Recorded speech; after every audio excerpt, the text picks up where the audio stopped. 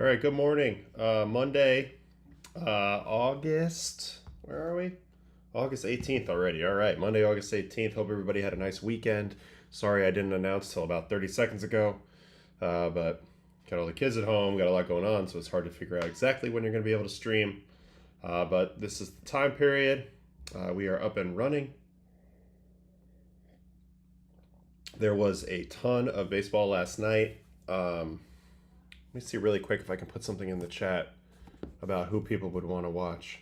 So it's either going to be Crochet, Web, or or Andrew Abbott.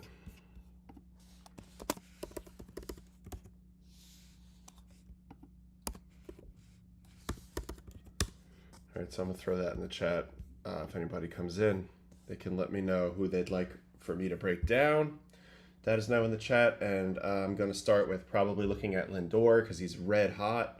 And the Mets won that game last night in Williamsport. Also, the Dodgers with the sweep. So let's head right over to our main screen here. And we will get going on the standings while there's nobody watching. All right, so Blue Jays lose, Red Sox lose, Yankees win as they sweep the Cardinals. Now they're within 5.5 of the Blue Jays, half a game behind the Red Sox. So not a whole lot has changed there. Detroit 8.5 up on Cleveland, who's now lost 3 in a row. They're threatening to fall out of it a little bit. I think they're only a game and a half back of the Yankees in the wild card, but still. Houston and Seattle are deadlocked at this 1.5 game back mark for Seattle. Seattle ends up losing the series to the Mets. They had a lot of momentum that sort of waned a little bit. I guess they get to fly home. They probably have off today. Yep, and then they're going to be playing Philly. Oh, it actually looks like they're not off today. They're going to play today versus Philly. So it doesn't get any easier for Seattle. They're a team I definitely believe in. I've been talking about them for a bit, but they're going to have to get it together. And then we have Phillies 5 up on the Mets. Mets finally showing some signs of life the last 2 days. 2 wins in a row. Phillies won, so they stay ahead 5 games up. In the Central, Milwaukee and the Cubs. Milwaukee 8 up now. They finally lost. The winning streak is over. It looked like they were going to win their 15th in a row when Contreras homered, but it wasn't to be. They kind of ran out of pitching. I guess you kind of run out of pitching when you're used to winning every game. So your big time relievers are pitching, quite often because you have the lead, so you don't get as many days off. But that kind of came up back to bite them a little bit, and the Reds were able to snatch that one. Cubs have won 2 in a row as they beat the Pirates in that series. And then down here, Dodgers now 2 up on the Padres after a weekend sweep of San Diego in Dodger Stadium. So a very nice job for the Dodgers this weekend. So I thought that's where we would start. We would head right over to the Dugout app. It was a Mookie Betts home run. He's been scuffling, but I wanted to go right over there and see what I can see. I know he hit it off of Mr. Suarez here to take the lead. It was the first at bat of the 8th. Game was tied. Let's see how this goes. His first pitch to Mookie Betts. Four seam probably painted away. Doesn't get the call.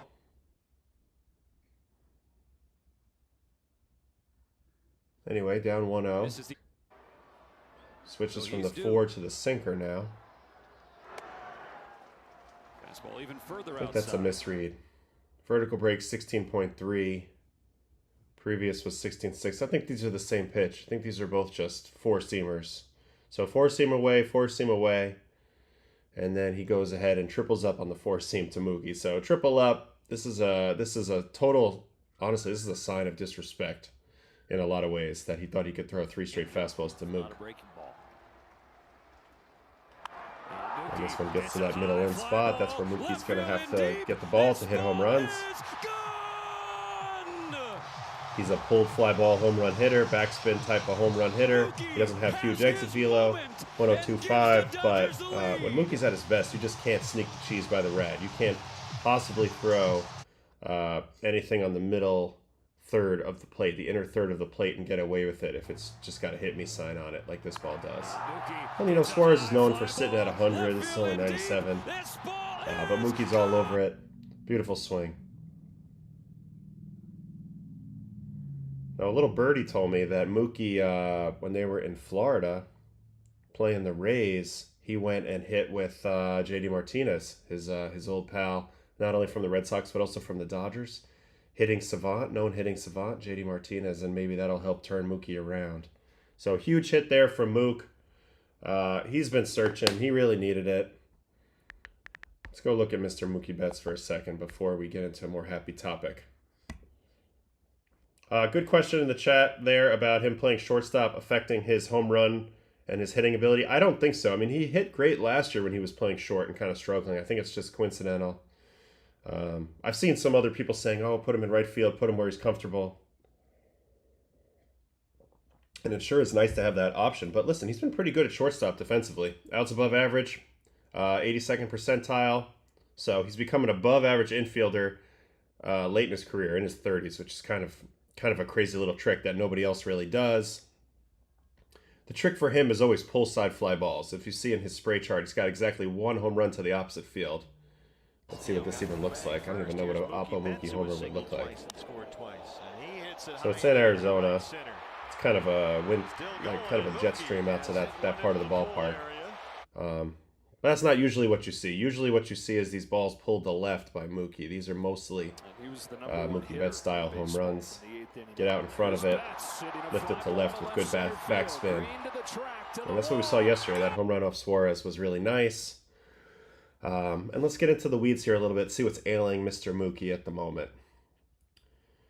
So the chase percentage is still really good. The whiff percentage is still really good. He's not striking out. He's walking an above average amount of time. Even his squared up percentage is 100th percentile. But, you know, he's dealing with a bat speed situation, 68.9% bat speed. Is there a way we can look through his rankings? So this is from 15 on and see if there's any other years where things really drop.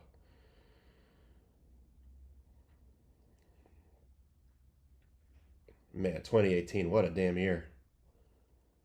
And 2019, this is when Mook became super duper star, huh? All these years. All right, so 21. First year in LA, maybe?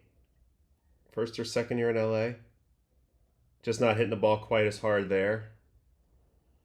Jumped right back into it 2022, all around excellence. And then 23 is arguably his second best year. 24. So this is last year. The barrel percentage really dropped. The hard hit really dropped. And the bat speed started to really show up. 69 last year. But he still had a really good year. So this year, the bat speed's virtually the same. Makes me think there's not a whole lot there. Let's see. See if we can pull up Mookie for a sec. All right, so first thing here is add player. We're looking for Betts. We got to get rid of O'Neal Cruz. And then I'd like to start year 2023 and then update.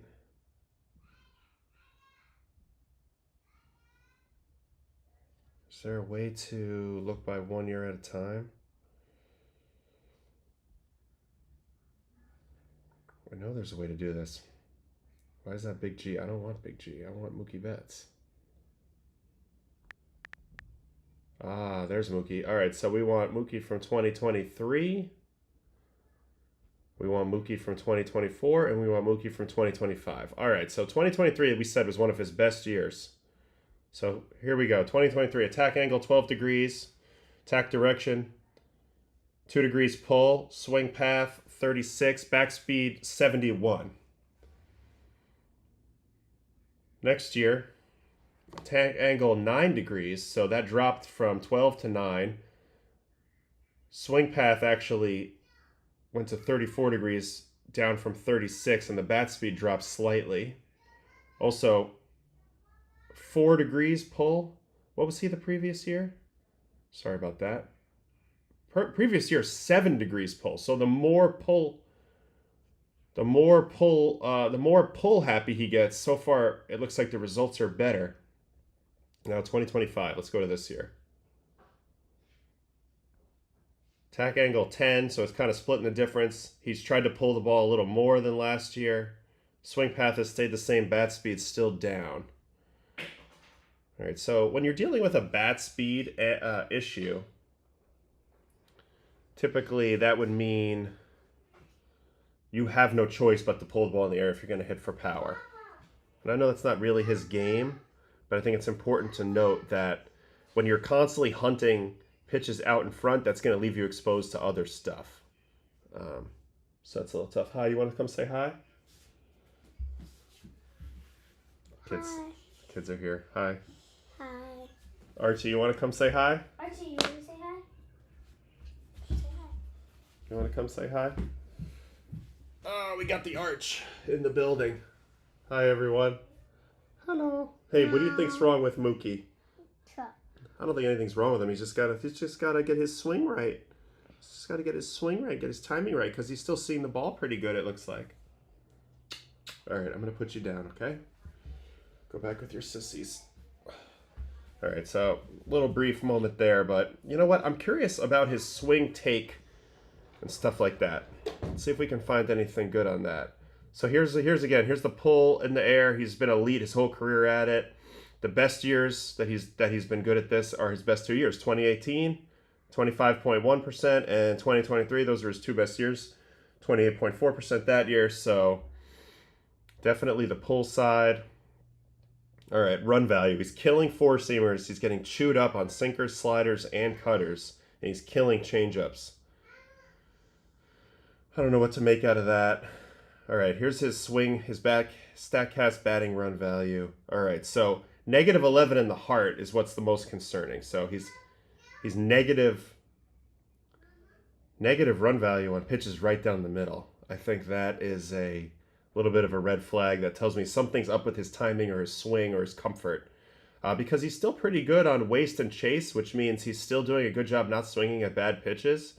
Also, he's not doing as good in the shadow, but I think really it's the heart that is worrying me so much, because he's had other years that are not great in the shadow, but this is by far his worst year in the heart. So that's a little bit of a concern. Let's see what else we can see here. Chase percentage, zone contact, zone swing. So they're throwing him more strikes, which probably leads to them getting into a little bit better counts with a slightly higher zone percentage. But this is a total departure from Mookie. I mean, we can see this whole entire chart of his career here, which has been freaking unbelievable. And this is the first year that you're starting to see some blue. It's the expected slugging. The amount of barrels has gone down quite a bit.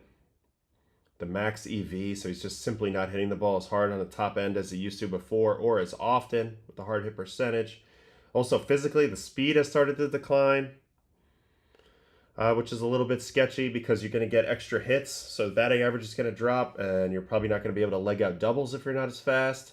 Interesting, though, the speed hasn't hurt him on defense, as the outs above average have crept back up. Also, the bat speed. So we don't have bat tracking from prior to 2023, so I don't know if his bat speed was ever like even average, but it was at 38th percentile as recently as 2023, and now we're down to 9th percentile. So it's definitely a little bit of a concern with Mookie. I am happy to see that he swung the bat well there. Let's see if he's on the upward trend, though. Let's see if he's on the upward trend. Go to reference here and look at his. Let's look at his game logs from this season.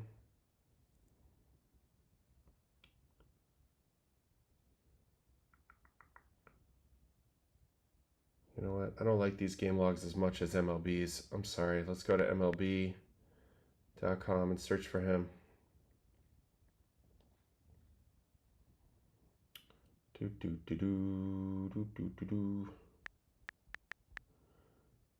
Mookie Betts. I want to go to his actual player page. Take me to his player page. Complete stats. Come on. Here we go. All right. Game logs. Because this one gives you like more of like a month-by-month breakdown. All right. So April.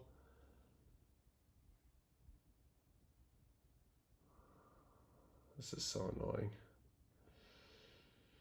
All right, in May, he had like a 740 OPS. June, 630. July, even worse, 265. It's like barely over 600. And August has been his best so far. 390 slug, 309 on base. Still, though, right around 700 OPS. He had he had a little bit of a run there with some hits. Let's see. Yeah, 3 hits in St. Louis. Yeah, actually, a lot of hits this month. 3-hit game, 1-hit game, 2-hit game, 1-hit game, 2-hit game, 2-hit game, 1-hit game, 2-hit game, 0-0, and then the game-winning homer. So we'll keep an eye on Mookie. I don't think there's a lot to break down. I'd like to get him on a hot streak so I can get to watch him a little bit and see kind of what we're looking for. But while we're here, I'm gonna really want to look at Lindor, who's red hot. So I want to make sure I know which at bats to look at. So if we go to game logs real quick, I can find that. Yeah, Lindor's absolutely red hot. We can watch everything from Atlanta on. We can watch all of Lindor's at bats from Atlanta on if we want to get into it today. I also put in the chat, there's not a lot of people hanging out today, but I did put in the chat that I want to look at either Crochet, Webb, or Abbott. And I was curious if anybody wanted to look at any of those guys. But in the meantime, I do have a couple other funny plays to look at while we're here. This play to end the Rockies game. I don't know if you guys saw this. This is great. Classic Diamondbacks Rockies. I haven't had the privilege of doing a lot of Rockies, but I thought this was pretty funny. So Juan Mejia's in for his first career save. I'm just going to fast forward you right to the last out. He's got second and third, games on the line, facing Ketel Marte. So Marte versus Mejia. And then he goes and gets it in damn self. Oh! Gets laid out by Bernabel. And goes into the death position on the ground. But he was just joking. Took the hit from the linebacker, got back up, held on to the ball, got his first career save. Can we watch this again? This is absurd. Cutter in, blows him up, goes and gets it, says, I need this ball. And, you know, pitchers are not taught to do this, so this is kind of awesome.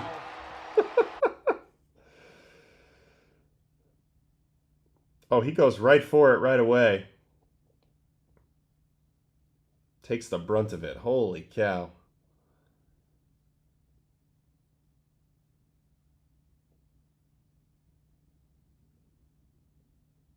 Man, that was insane. Let's watch that again on the broadcast cam. 1 ball, 1 strike.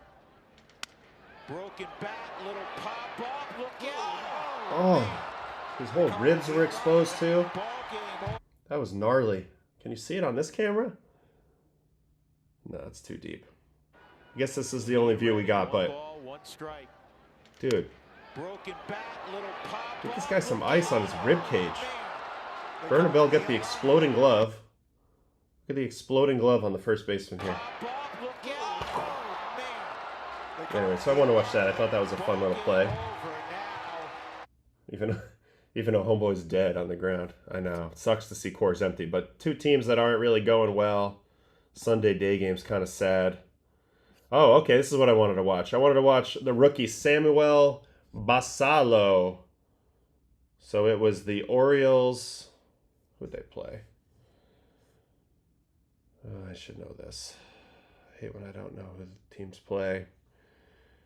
Yesterday it was Baltimore and Houston. Duh. Come on, Adam. You're better than this. All right, Baltimore and Houston.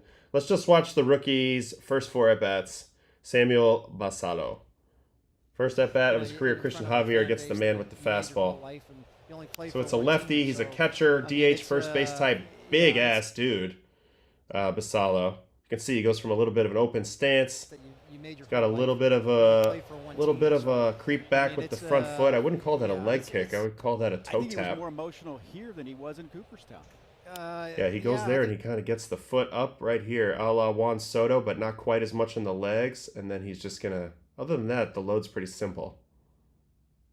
All right, so he takes the curveball. Yeah, I think he was. 1-1. You know, God forbid Here you don't comes want another. to face a guy that's like a, you know, you know, a Pulls it perfect foul speech. as they're talking to Craig Most Biggio Billy here. Wagner thing I think I And saw the whole then weekend. he ends up getting plunked to the fastball. So first at bat in the show, and he gets drilled with a Javier heater in the shoulder. On base percentage 1,000. All right, second at bat versus Dubin. First pitch cutter. Making his major league debut and hit by a pitch. This could be good two. swing though. The second for Gets a one. double On play, to so that first kind of and sucks, but he hits this ball hard. How hard does he hit this? 90.5, but look at how he just drives it the other way. It's going to get him a hit a lot of time. Hit by a pitch. I like the This stroke. could be two. That's a nice swing. All right, so there's a double. Now he's got his first left on left versus a tough lefty in Okert. For the rest of the season. Yeah, pulling off that slider. The big league lefties, they got some stuff to them, For the rest of the as Alex Cora pointed out early. Also, we got a little scissor action with the back foot on the swing, His major which I league like. debut. Basillo fouling that Little one Yordan back. Alvarez special from the left side. Man, this is a nice healthy hack here at this fastball. His major league debut. Basillo A little bit fouling under it. that He one wanted back. that back. All right, so 0-2. Non-competitive First slider. base might sneak into the outfield, but he'd probably give Adley Rutschman some days off. And also Kobe Mayo It's a some good days take. off over there at first Hair base. off the plate. Yeah, like you said, he Four-seamer.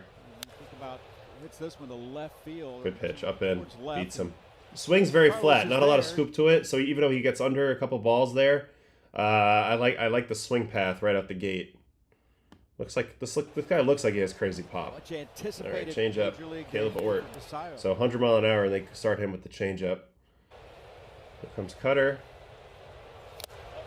One ball and one Nasty strike. pitch. Stuff running in on him. Just gonna tie this guy up into a knot. Oof, that was filth. All right, cutter again. You like it? Throw it again. Ooh, he got into this to one. Right field and deep. Nah, not enough Sanchez juice. there leaps. Yeah, And he robbed did by it again. Sanchez out there. Kind of an easy rob. Houston's such a short wall. So he got there in plenty of time. He's able to jump and snag this. So this would have been a homer, even though it was only hit 95 at 38.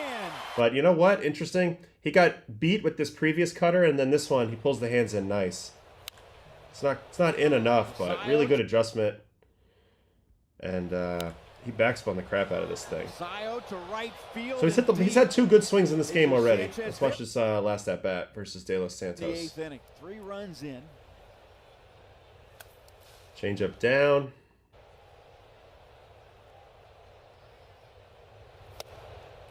All right, so he gets himself a hitter's 3 count. hits and 3 walks. Basillo Four-seam fastball fouling away. that one away. It's 2-1. Oh, they're going to triple up on the four-seam. Oh, he's all over it. Can't triple up on a four-seam with this kid. He looks like he has excellent timing. He gets that foot down really early. So I think he's going to be in a good spot for fastballs. And he swings very under control, too.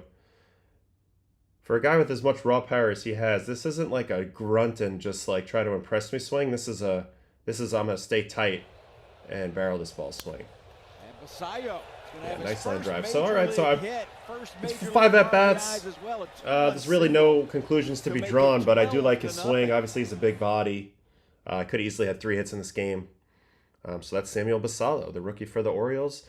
And, you know, the next wave of Orioles that they're going to need to hit if they want to reopen this window that we all thought was open.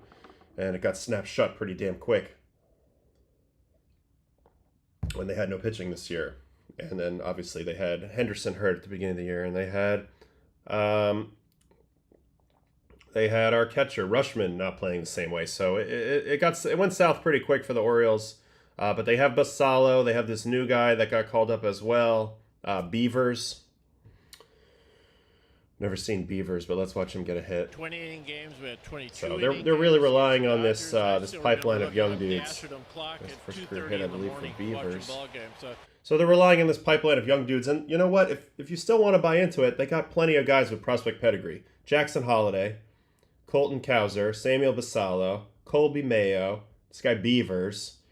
I don't know who Jackson is, Jeremiah Jackson. They still got Adley. They still got Gunners. Still got Jordan Westbrook, who went 4 for 5. Still got Mountcastle, who I think is a good hitter. So offensively, well, they got some names still. We'll see how they complement that with pitching. I think losing Grayson Rodriguez was a big, big deal this year. All right, so you came here for Francisco Lindor. Then let's just get into Francisco Lindor. So I have his game logs pulled up, so we're just gonna start. We're gonna start here with his last little run here where he's been hot. He went 1 for 4 in this first game versus Atlanta, and that's when it starts to turn around. So let's watch. That is on the 12th. All right, Mets Braves on the 12th, and we're gonna watch Frankie. And yeah, he's going to get out in some of these at-bats, but I think it's important to watch them all and see the progression. Spencer Strider. So when Frankie is going poorly, it seems to me like he has a really hard time getting to high fastballs. He does tend to get a little scoopy, and you can see here he's a little late on this. So I'm just going to draw this line as a reference point. Anything above that, when Frankie's going good, he can still hit it, and still barrel it, and get to it. When he's going bad, it's a pop-up every time, or a miss, or a foul ball. So here's the first one we see, fouled away. Other than that, he's got unbelievable plate discipline. He's really good at hitting off-speed pitches down. Good take there. Strider doesn't get the call. So 4 fastballs in a row. So that's how most guys with good fastballs are going to approach Paco early on.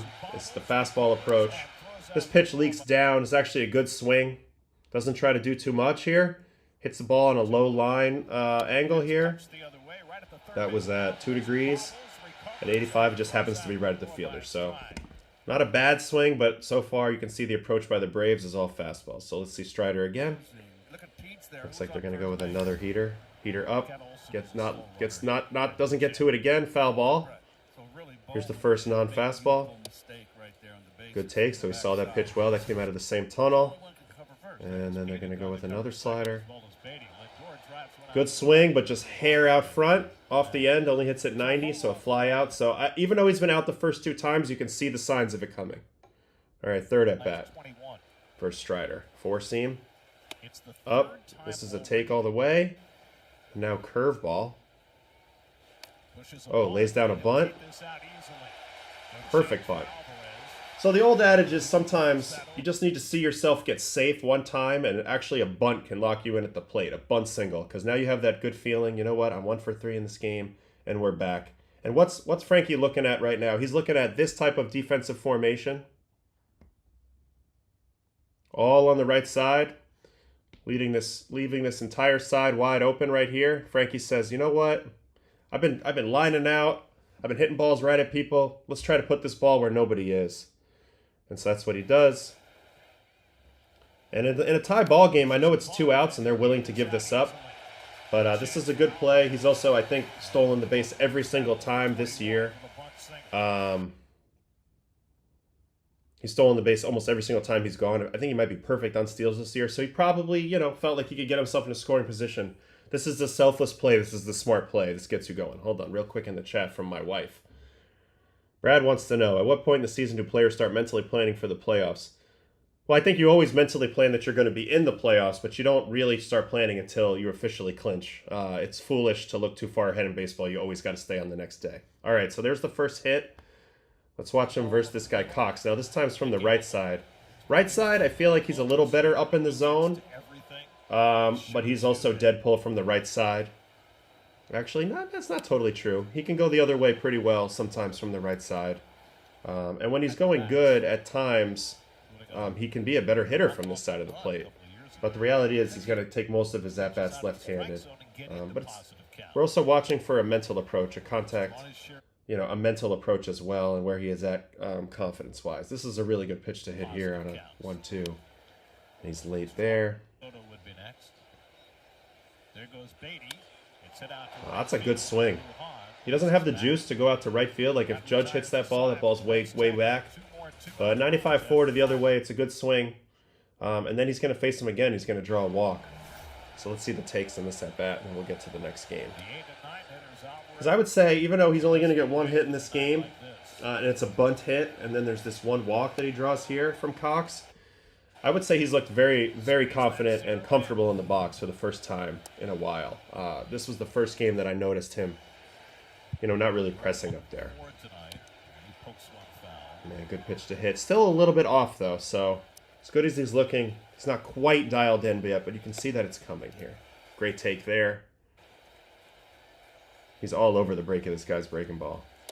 Yep, great take there. All right, so That was the 12th. So now we'll go to the 13th because Frankie plays every day. And he's going to face his good buddy Cookie Carrasco actually here. So first pitch sinker, taken all the way.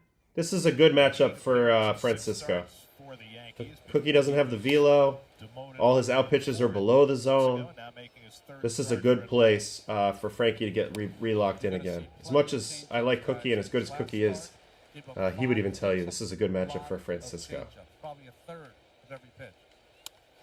Curveball middle down. That's where the swing wants to work, right through the bottom of the zone. And he's off to the races, getting this double, getting the party started for the Mets here. 98-2 on the pull side. And you can see the swing really wants to work in this bottom half of the zone.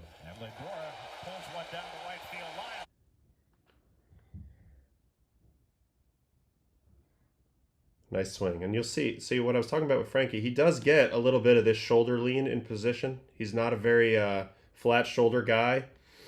He's a lot more of a... he's not a flat shoulder guy. He's more of a tilted shoulder guy on his bat tilt, and that's why he cleans out the bottom of the zone. But when he's going right, he can also do a shoulder turn move and cover the top. So we'll see how he does it as we keep going. Second at bat, first Cookie. So he hit a breaking ball the first time for a double. Let's see how Cookie goes at him the second time. Change up down, good pitch. Sinker off that. It's not usually a good pitch. Yeah, and it isn't. Kind of middle. Frankie all over it. Line drive, 103, 15, 2 hits. Now versus Bummer. This is a tough one. Right on left. Big sinker guy. Sinker away. Sinker down. Bummer's got one heck of a sinker. It's crazy. It's only 90.7 now. This guy used to live 96. Gonna get himself a breaking ball. All right, so swinging at a bad pitch there. Now he's got Kinley. He's going to end up drawing a walk off Kinley. This is another good matchup for Frankie. Kinley's a slider monster. Most of the stuff's going to be in the bottom of the zone. He doesn't really have the high fastball that can expose Frankie's swing at all. Oh, he's lucky he got that pitch back. That was crushable. But he's going to end up grinding him out here from 0-2. Ball. Every pitch slider so far. Never understood this approach. Like, I like to throw sliders, but, you know, 5, 6 in a row. Wow, should have been out. 5, 6 in a row to an opposite-handed hitter. It's just stupidity. Here's another one. Should have had him. So really, he's gotten him out twice already. Here comes the heater. Good take. Back to the slider. Ripped foul. Oh, now he's going to try curveball. And Frankie takes it. So nice walk. Should have been out twice, but you know what? Give him credit for battling. And then you know what? He draws another walk off Pierce Johnson, who's another guy who's almost all breaking balls. Curveball, curveball, curveball. So in this game, you can see now swing decisions have started to get better. He's still locked in on the bottom third of the zone. But the big thing is swing decisions seem to be a little bit better. And so that means he's seeing the ball a lot better than he was before. And with the way the swing's looking, I think he might start to get on time for the middle up as well. So we'll see as we progress here. But 2 walks in this game is a good sign. So let's go back to the Braves and the Mets on this last game, the 14th. Lindor 3 for 4, so let's watch it. Bryce Elder. I also think the matchups did actually help get him locked in as well. Outside of Strider, they've thrown a bunch of guys that are going to be working more through the bottom of the zone versus Frankie. And that's where he wants it. So 2-0. Taking all the way, but yep, that's where Elder's going to live in that bottom third. 2-1 slider. This was pretty good. Had a late drop on it, got him the chase. And now 2-2. He's going to double up. Yep. Bottom third. Frankie's on top of it, so a little bit off timing there. But it looks like he picks it up these last 3 at-bats. He's not going to get beat the same way twice. Slider ball. Here comes a 4-seam. We're probably going to have a high target. And then he misses high. And now 2-0. Going to go back to his bread and butter, the slider. And this time Frankie's all over it. Great breaking ball hitter, great bottom of the zone hitter, as we've been saying. This is a good sign. Clears it out, doesn't get beat the same way twice. 107-1 to center at 35. And Frankie's back in the home run trot. This is a nice pitch. You take this out to center, man. That's a good swing. That's a really good swing. Oh, it's a thing of beauty. It's a nice, simple swing, simple approach. Extension through the ball. And Frankie's very quiet up there. When he's at his best, he's very quiet. Swing decisions start to get better, and then he can be quicker to the ball up. All right, this time it's a sinker. Again, though, bottom third of the zone. Stays on it, stays through it, doesn't pull off it. Nice line drive to left. And now right-handed versus Dylan Lee. This is one of their best pitchers. So first pitch changeup. They're going to double up on changeup. Rolls it through. Nick Allen, one of the best shortstops in the league, stumbles a little bit, but Frankie running hard the whole way out of the box, earns himself a third hit. And he needed a game like this. He had been, up until this point, he had been really, really sliding. So he gets the one hit the first day, gets on base 3 times in the second game of the series, and then he sniffs this hit out and legs it out. And you can really see how quickly he busted out of the box here. He was sniffing this hit the whole way. Let's see how he runs here. Yep, good hustle. And he earned it. He earned the hit. So 3 knocks there. And that means then we can go to Seattle, starting on the 15th, where he really cooked the Mariners. So it's Mets versus Seattle. He cooked the Mariners in this series. He was kind of one of the big reasons why they were able to win this series. And honestly, if you look at the numbers, when Lindor goes, the Mets go. Their offense is not the same without him. All right, so Luis Castillo.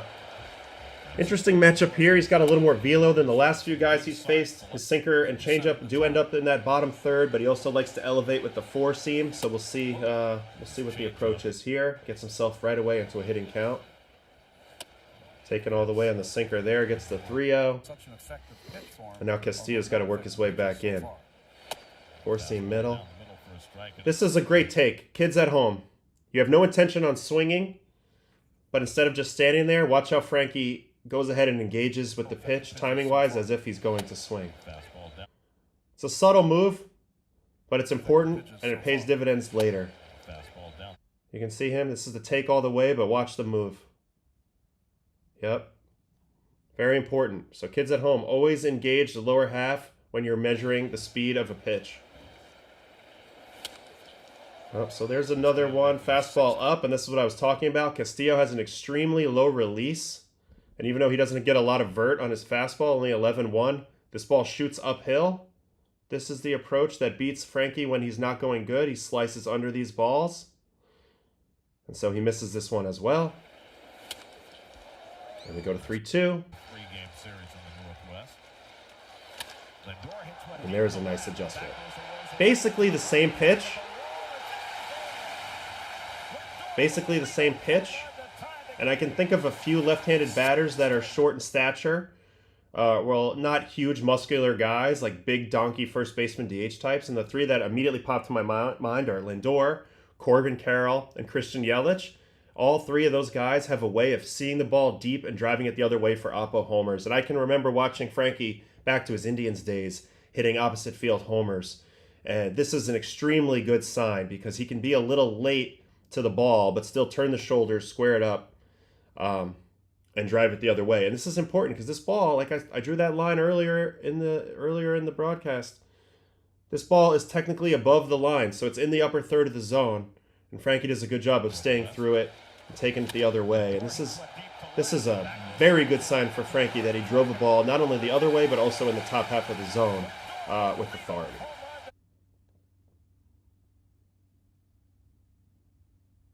Heck of a swing. And then when they say letting the ball get deep, this is what they mean.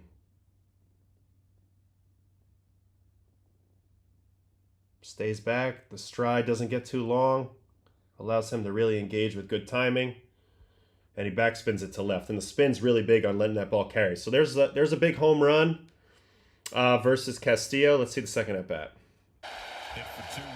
First pitch, four seam up. Again, this is going to be the approach. Four seam up to four seam up in. Force Frankie to have to change his bat path, but he falls behind 2-0. Oh, got away with one there. Good pitch to hit. They're going to go back to that four. There it is again. Four seam up. And then once again, Frankie a little bit under it. So he's getting close, but he's not quite as calibrated as he is when he's red hot, but he's getting closer. Slider down. Taps it foul. Going back to the sinker. We're going to try to go front door here. And it goes back to Frankie's happy zone, which is that middle down. Stays on this ball nicely. Look at this pitch. Runs all the way across the plate, but a great swing by Francisco. Willing to go the other way, willing to drive it up the middle. A lot of hits there. 105 to center. Hit the crap out of that for a nice line drive single. Second hit of the day off Castillo.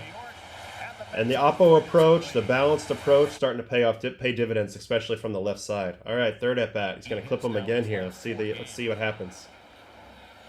Sinker up, ball. So he's been beat to the other way twice. If I'm them, I'm pounding him in. There's the target in. Full statue. Mauricio steals. So he gets himself into yet another good hitter's count. That's also key. 2-0 slider back door for a take. Four seam. They're going to go up with it again. And that's really the spot that you want to go on Frankie, really. So this was a good adjustment by Castillo. Getting to this up and in quadrant on this pitch here. And Frankie's on it, but he's still a little bit under it. The swing path won't quite get there. So they're going to stick with that. I think I would do the same. Too high, non-competitive. We'll get to the sixth pitch. Let's see where this one is. Gets it to the good location. But you know what? They went to the well too many times, and we said he was getting closer, he's getting closer, he's getting closer. Swing path's getting better and better and better. He's getting more on time. And this is a pitch that I would say for the most of the year in this location is going to chew Frankie up, but not this time. Gets on plane, turns the shoulders, gives the Mets the lead. Great swing. 100.3 backspun. Let's watch it from the side. Oof. And what was the big difference here? The angle of the shoulder rotation is a lot more flat. And that allows him to get less handsy, just rotate the barrel to the ball, and get to a spot that he previously couldn't get to. So the swing is looking good. It's starting to get really, really grooved. This is 3 straight hits off of a good pitcher. And let's see. He ends up going up right-handed and lining out here versus Ferguson. But a good swing. So it's looking like he is totally fine driving the ball the other way from both sides of the plate. And then he ends up facing Matt Brash. This guy's one of the nastiest dudes in the league. And he ends up swinging out a weird pitch. So you can neglect those two at-bats. We'll go back to Mets, Mariners again.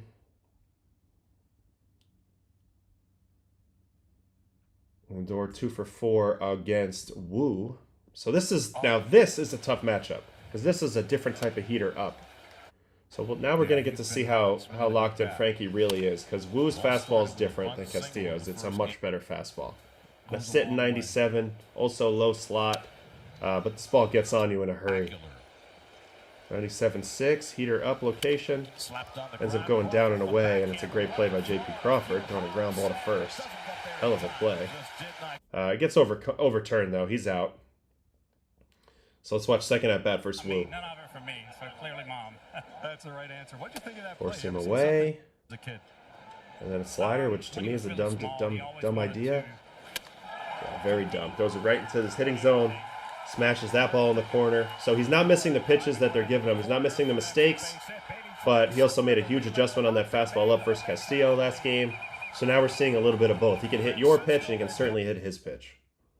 Third at bat for Wu. Let's see how he attacks him here. He's had 2 good at bats against him. Fastball up, ball. Last 5 games now, including today, Lindor 10 for 18 with 6 runs batted. That's the spot, that up and in spot. But again, with Woo's fastball, it's a little bit different. He'd have to be even more on time to get to that. Not really a pitch he wants to swing at unless he's forced to. Try to sweeper backdoor. Also, these pitchers have done a pretty bad job of getting ahead in the count to Lindor. Now, this was a nasty sinker. Look at this pitch.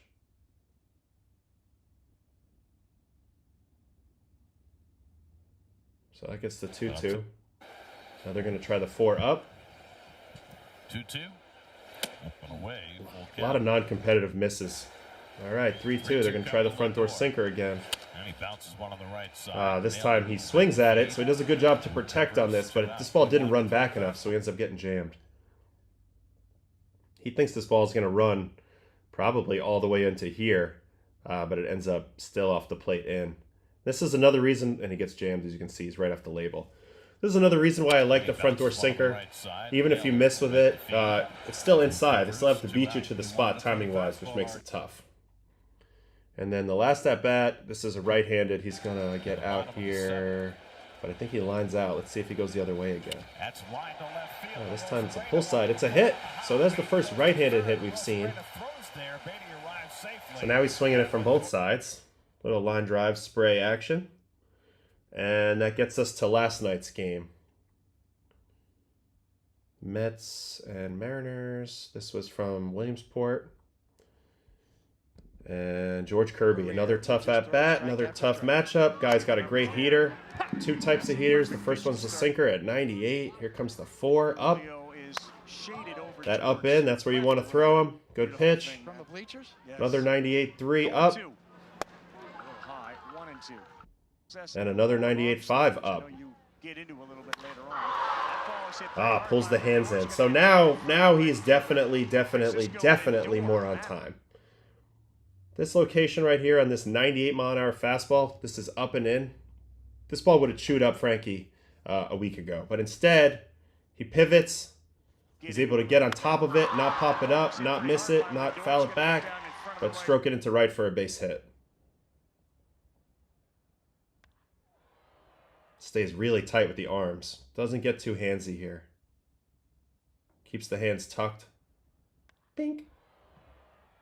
And now you can start to see Frankie's locked in. If they get Frankie locked in, that might fix their entire situation. All right. He's going to get a first pitch out here on a curve. Pretty good pitch. Pretty good pitch in that it looked like it was like I had a hit me sign. I mean, look where it is right now, and it looks like it's going to nestle right in here, but then it ends up having more drop and gets below the zone. So this is just the power of having a freaking hammer of a curveball. It looks hittable, but ends up in the unhittable area. So good pitch by Kirby. Give him credit there. Third at bat versus Kirby. Another ambush. Dumb pitch. First pitch sinker to Frankie in that spot is a dumb pitch, and he whacks it. Does what he's supposed to do. Ends up right where he wants it. Middle, slightly in. But he's also on time, 97, and he's not late at all, so that's a big key. He just gets in trouble when he's late on the fastballs. All right, fourth at bat versus Kirby. So far, he's got a hit on a 4-seam up in and a sinker middle in. So they're probably going to go heavy spin here. Curveball ball 1. Curveball strike 1. Wow, he was sitting on that. What a swing. Ooh, curveball.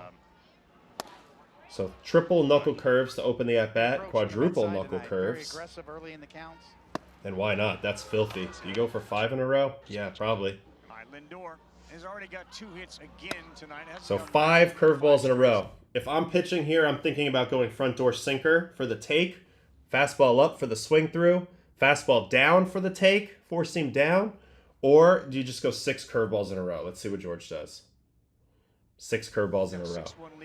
He said, I'm not getting beat with my fastball again. Yeah, that was a mistake. 6 curveballs in a row, middle down. Oof, bad communication out there. Maybe bad lights, bad a lot of things, but ends up being a double. You don't usually see Julio not catch a ball like this, but I gotta say, 6 curveballs in a row. Don't love the sequence here from Kirby. I understand the idea. He's been on the fastball. He's missed a couple curveballs in this sequence. But Frankie's a hell of an off-speed pitch hitter. This ball's middle down. He got lucky this ball isn't 20 feet over the wall. He got unlucky that his teammate kind of botched the ball in the outfield. But again, you can't throw him anything like this height, middle down. He thought he got it too. Whenever he finishes like that with the recoil swing, he usually thinks he has it. So he strikes out his last at bat. But all right, so takeaways from Francisco. We're just gonna sit here for a second. So first thing is, if this is our middle line, right? This is our medium height line. So it has held true that anything in this bottom portion of the strike zone, he was all over it. But also in the top part of the strike zone, he started off not being all over it, but he got incrementally a little better. In fact, he even got a few hits on the up and in part, which is not usually where he hits the ball. So he's making good swing decisions, not chasing too often, forcing guys to kind of try to walk the tightrope of dotting him at the very top of the zone with fastballs. But now he's starting to close down that gap a little bit.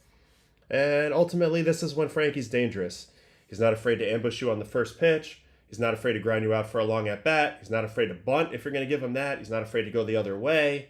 He's not afraid to sit on a pitch, like we saw him sitting on knuckle curve in this at-bat after he got 4 or 5 in a row.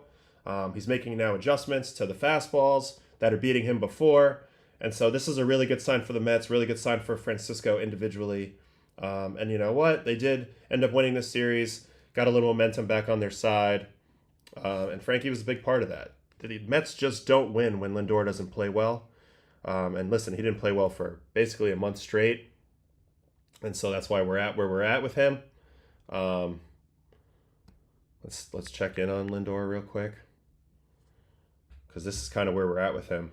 He was in he played really well at the beginning of the year. He was kind of at the peak of his powers, but he struggled for such a long period of time that he's dropped back to kind of league average and all these metrics. But now, looking at the way he's swinging it, I would expect a sustained period of pretty good play at the plate from Francisco. Also a good sign to see the opposite field power.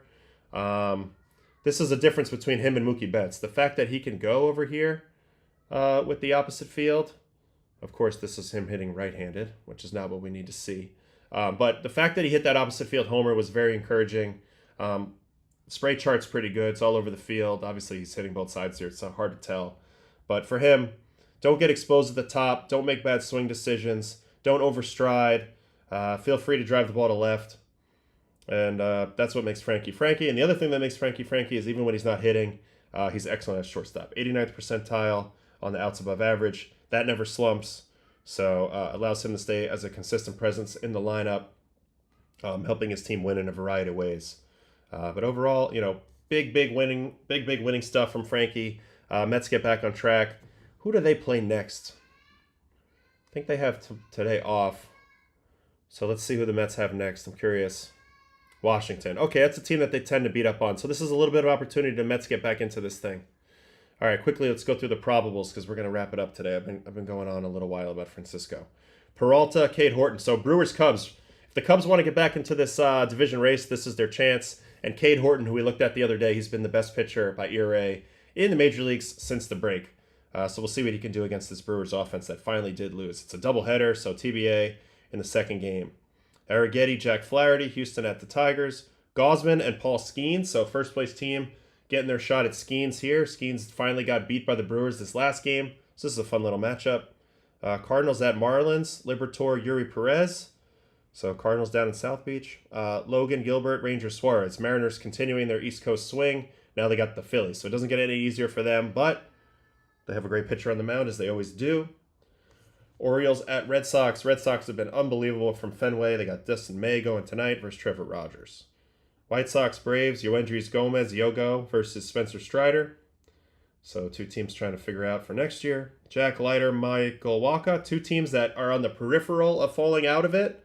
Rangers and Royals. Maybe some team can sweep the other team in this series and get back into it, but we will see. Dodgers at Coors. So Dodgers at the Rockies, Freeland and Yamamoto. Okay, see how the Dodgers fare in Colorado. They just had a big series versus the Padres. Don't have a letdown in Colorado, I would say. You never know what can happen there. Brady Singer, Victor Medeiros, Reds at Angels. So Reds have now an opportunity to stay in this race, playing the Angels. Gavin Williams and a TBA for the D-backs. Robbie Ray and Nasty Nestor. So another Giants-Padres matchup. These teams had just played in San Francisco. Now they play in San Diego. San Diego looking to get back on track after getting swept in LA and getting their mojo back a little bit. And I need them to because I've been predicting a lot of good things for the Padres. Anyway, that's it for the day. Hope you guys had a good weekend. Hope you guys have a great week. I will be back same time, same place tomorrow. You know where to find me. Thanks for checking me out today and hanging on the live stream. So have a good one. See you guys later.